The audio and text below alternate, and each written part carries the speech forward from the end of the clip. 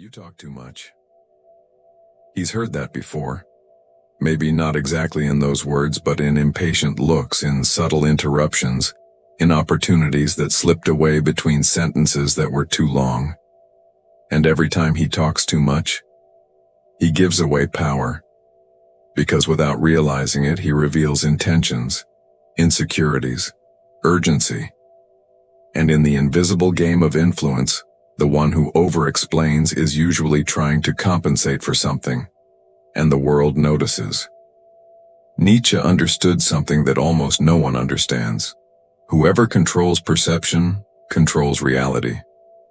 It's not about cheap manipulation or empty theatrics. It's about understanding that people don't react to who you are, they react to what they can interpret.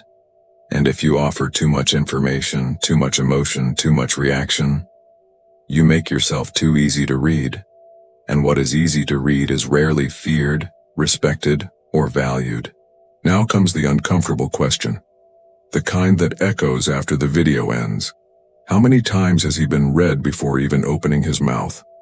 How many times has his posture, his anxiety, his need to explain, already revealed what he wanted to hide? In meetings, for example, just observe. The one who speaks first almost always negotiates against himself. The one who remains silent gains psychological space. There's something almost magnetic about someone who doesn't reveal themselves completely. It's like walking into a room and noticing someone who isn't competing for attention, yet somehow commands presence. Curious, isn't it? Today he's going to learn how to influence anyone, without saying a word. But before understanding silence, he needs to understand that this has nothing to do with lying. And that's where the conversation starts to get interesting. He starts by making something very clear. This is not about lying. Nietzsche never defended cheap falseness. What he pointed to was something more sophisticated, the awareness of the mask. For him, every human being wears social masks, but few choose which mask to wear. Most react automatically. And whoever reacts automatically is never emotionally untouchable. Relax. This isn't about pretending. It's about choosing what to reveal. When Nietzsche speaks of the will to power, he's not only talking about external domination, he's talking about the ability to dominate oneself, to shape one's own expression before the world. True strength isn't in exploding with emotion, but in managing your energy. They expected an impulsive reaction, but instead they find strategic silence. And in that moment, silent intimidation is born. Because self-control is a visible form of emotional superiority, Nietzsche also understood something uncomfortable. The world interprets appearances before it interprets intentions. Appearance for him is not superficiality, it's a tool. Posture, response timing, gaze, all communicate social power. Observe what happens when someone maintains a dangerous calm in the middle of chaos. People don't know exactly what they're thinking, and that indecipherable personality triggers automatic respect. Mystery creates hierarchy, and here is the deepest point. Whoever reveals everything becomes predictable, and predictability is vulnerability. Remaining silent when everyone expects explanation is silent strategy. It's not manipulation, it's emotional maturity. Nietzsche would call this self-overcoming, becoming who you are but with awareness of the perception you construct. And when you understand this, you begin to realize that the real game isn't in the words. It's in reaction control. Did you like this more philosophical version, or do you want to go even deeper? Would you like to bring in a direct Nietzsche quote to reinforce authority? He learned this in the most uncomfortable way possible. During a heated argument, when everyone was speaking at the same time, he chose to remain silent. Not out of weakness, out of choice. They expected a reaction. They expected justification, defense, confrontation. But they found strategic silence. And something curious happened. The tension increased. and the power shifted. Relax. The right silence doesn't diminish you. It amplifies your presence. Silence is like a dark room. When the lights go out, any small movement gains importance. In a conversation, when you speak less, every word weighs more. Observe what happens when someone responds only with what's essential, maintains steady eye contact, and slow breathing. The indecipherable personality begins to form, and that silent intimidation creates respect even before any logical argument appears. There's a simple and powerful technique here: the 3-second pause. Before reacting to a provocation, breathe and mentally count to 3. It seems small, but it changes everything. This small interruption prevents you from giving away emotion for free. Remaining silent for a few seconds conveys dangerous calm, and that calm often dominates the game without visible effort. He has already tested this in important meetings. While some interrupted and over-explained, he took notes, observed patterns, and spoke only at the right moment. The result? Consolidated social power, not because he spoke more, but because he spoke better. Becoming emotionally untouchable starts like this, by learning that not every provocation deserves a response, and when you realize the impact of that, you begin to see silence as a strategic weapon, not as absence. Did you like this part, or would you like to go even deeper into strategic silence? Do you want to include more examples of conflict, relationships, or professional environments?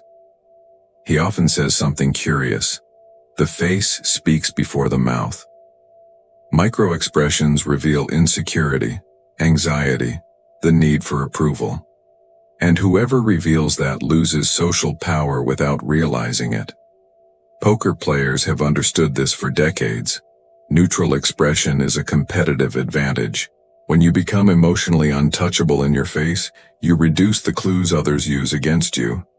They expected a visible reaction, but instead, they find a dangerous calm. The indecipherable personality is born not only from silence, but from coherence between gaze, posture, and breathing. Observe what happens when someone keeps their chin slightly raised, shoulders relaxed, and sustains eye contact 2 or 3 seconds longer than usual. It's not aggressive, it's stable. This silent intimidation doesn't need harsh words. It relies on the absence of emotional tremor. There's a practical exercise here. In front of the mirror, practice maintaining a neutral expression while thinking about something that would normally irritate you. Control your breathing. Inhale for 4 seconds, hold for 2, release slowly. Repeat until your face no longer betrays automatic emotion. Remaining silent in facial expression is silent strategy. It may seem like a detail, but details separate those who dominate the game from those who react to the game. He has seen this change job interviews and negotiations. Candidates who smile nervously or over-justify lose authority. Meanwhile, the one who listens maintains a neutral expression and responds objectively conveys almost invisible social power. Relax. This isn't coldness. It's emotional maturity. And when you control what your face reveals, you begin to understand how people project far more than you actually show. Did you like this part, or would you like to adjust something? Do you want to include more specific examples of interviews, dates, or provocative situations? He realized something fascinating over the years. When you reveal little, the other person begins to complete the story for you. The human mind hates empty spaces. If you speak too much, you eliminate mystery. But if you remain in strategic silence, you create a blank canvas. And on a blank canvas, each person projects their own beliefs, fears, and expectations. That's how the indecipherable personality is born. Think of someone who answers briefly, observes more, and rarely explains themselves. What happens? Some see them as confident, others as intelligent, others as dangerous. Observe what happens. The same posture generates multiple interpretations. They expected a simple reaction, but they find ambiguity. And ambiguity creates social power, because whoever is not easily read becomes difficult to attack. The psychology of projection works like this. The less you give, the more the other person works mentally to decode you. It's almost automatic. Remaining silent in certain moments makes the other person reveal more about themselves, and that's pure silent strategy. While you listen, you collect information. While you maintain dangerous calm, the other exposes insecurities. He has already used this in delicate negotiations. Instead of immediately rebutting an accusation, he paused, held eye contact, and responded with a short question. The result? The other party began to justify, over-explain, and reveal hidden intentions. Becoming emotionally untouchable isn't about directly controlling the other. It's about creating space for them to reveal themselves. And when you understand this mechanism, you begin to see how the energy of the room can be guided without apparent effort. Did you like this part, or would you like to adjust something? Do you want to go deeper into the psychological side, or bring stronger examples from negotiation and relationships? He learned something by observing silent leaders. The one who moves less often dominates the game. It sounds counterintuitive, but it's real. In an agitated room, the person who maintains firm posture and economical movements conveys stability. And stability is social power. They expected an expansive reaction, exaggerated gestures, visible anxiety. But instead they find a dangerous calm that reorganizes hierarchy without a single word. There's an invisible language happening in any environment. Whoever talks over others, laughs too loudly, leans excessively, everything communicates need. Meanwhile, whoever remains silent, listens attentively, and speaks only when necessary builds natural silent intimidation. Observe what happens when someone sits upright, feet firmly on the ground, and attentive gaze. The energy of the room begins to orbit around that person. He lived this in a tense meeting where everyone was competing for space. While some interrupted each other, he took notes, kept slow breathing, and avoided abrupt movements. When he finally spoke, the room went silent. Not because he was the loudest, but because he had already become emotionally untouchable in collective perception. Silent strategy isn't absence of action. It's conscious choice of when to act. There's practical application here. In any environment, reduce your movements by 30%. Speak 20% less than your initial impulse suggests. Sustain eye contact 1 second longer. Remaining silent at key moments conveys internal mastery. Relax. You don't need to intimidate anyone aggressively. Just adjust your presence. And when you begin to notice this energetic dynamic, you understand why not reacting can be the highest form of control. Did you like this part, or would you like to adjust something? Do you want to go deeper into body language or bring examples from social settings and relationships? He says something few have the courage to admit. It's not the strongest who dominates. It's the least predictable. Deceiving is amateur work. True social power lies in managing your own exposure. They expected an automatic reaction. They expected your usual emotional pattern. But instead, they find someone emotionally untouchable. And when they can't read you, they begin recalculating their own posture. Predictability is an open door. If they know you explode when provoked, they will provoke. If they know you over-explain, they will pressure. If they know you seek approval, they will control. Now observe what happens when you break this cycle. When you remain silent where you once reacted. When you answer briefly where you once justified excessively. The indecipherable personality is born exactly at that point. There's a dangerous calm in someone who doesn't deliver a fixed pattern. That generates silent intimidation effortlessly. Not because you threaten, but because you are not easily mapped. And whoever cannot be mapped cannot be manipulated. Silent strategy is emotional freedom. Dominate the game by changing the most predictable variable in the equation: your reaction. The final paradox is almost uncomfortable. The more you try to be understood all the time, the less respected you become. Remaining in strategic silence isn't omission, it's sovereignty. Relax. You don't need to become cold.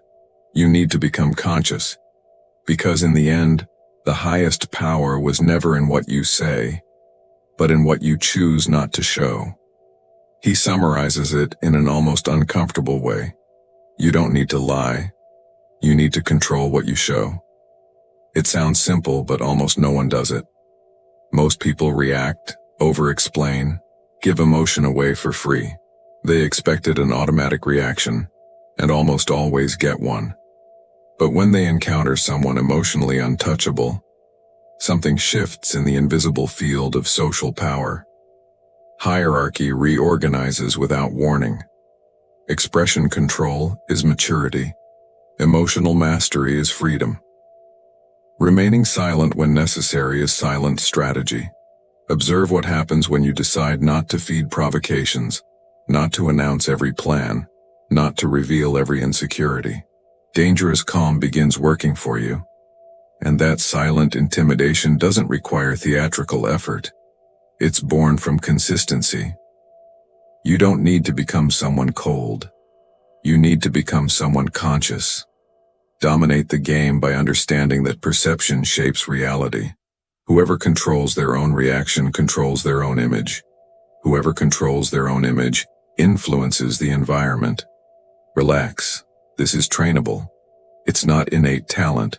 It's applied discipline. And here is the final synthesis. The highest power was never in elaborate speech. It was never in the perfect argument. It was always in the strategic choice of what to reveal and what to preserve. Remaining silent can be louder than any sentence. And when you truly understand that, you begin to realize that you almost always spoke more than necessary. If this content moved you, don't ignore it. Maybe you recognized yourself in moments when you spoke too much, reacted too quickly, gave emotion where you should have remained silent. They expected a reaction from you until now, but maybe you're starting to observe before acting. And that's already a sign that something has changed. If you want to become emotionally untouchable, if you want to develop this indecipherable personality that generates effortless silent intimidation, then don't stop here. Dominate the game of perception. Keep learning silent strategy applied to daily life. Relax. No one is born knowing this, but whoever learns never returns to the old pattern. Leave your like if you want to strengthen your social power. Subscribe now if you want to deepen that dangerous calm that transforms presence into influence. And share this video with someone who still talks too much. Maybe it's the push they need to start remaining in strategic silence. In the next video, we'll go even further. How to appear unshakable in any environment. Because being strong is common, but appearing emotionally untouchable, that's another level of mastery.